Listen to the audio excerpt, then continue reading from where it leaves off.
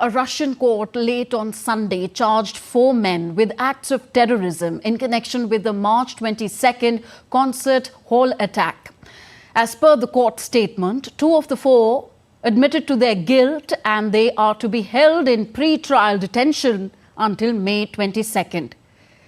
At least 137 people were killed and more than 150 injured after 4 gunmen stormed the Crocus City Hall on Friday night, where an estimated 6,000 people were attending a rock concert. The attackers also set fire to the venue and caused the roof to collapse. Meanwhile, Moscow has said that no country is immune to the threat of terrorism. The Kremlin highlighted the importance of international cooperation to fight terrorism and said that it was complicated because of the most acute confrontational period. DD India's Dasha Chernyshova has more from Moscow. Speaking to the reporters on Monday, Kremlin spokesperson Dmitry Peskov said no city or country could be completely immune to the threat of terrorism. Peskov was asked if the Friday terrorist attack was a failure of the Russian intelligence services.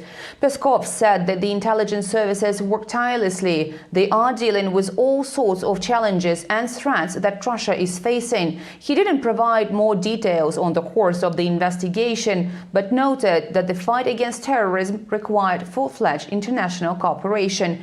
Yet he said Russian special services operate independently without any contacts with the Westerners. Late Sunday, 4 men originating from Tajikistan were charged with terrorism. At least 2 of them pleaded guilty. While in court, they all showed signs of beating. The Kremlin didn't comment on that, but noted that law enforcement agencies will now analyze the situation with the protection of facilities after this deadly terrorist attack. Dasha Chernyshova reporting in Moscow for DD India. Meanwhile, French President Emmanuel Macron has said that it would be cynical and counterproductive for Russia to blame Ukraine for the Moscow attack. Macron said that Islamic State's affiliate in Afghanistan, which is known as ISIS Khorasan or ISIS-K, which claimed responsibility for the Moscow attack, had also tried to commit these attacks in France.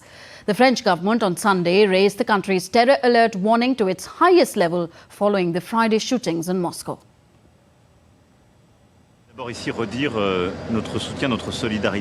We must refrain from all types of instrumentalizing. There is also a war of aggression that we have condemned, which we are, deeply opposed to, which has led us to take sanctions against Russia and to support Ukraine.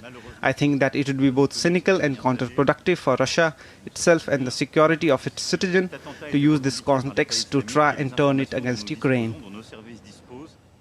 Condolences continued to pour in as people on Monday laid flowers and toys at the concert venue west of Moscow, the site of the deadliest attack Russia has seen for 2 decades.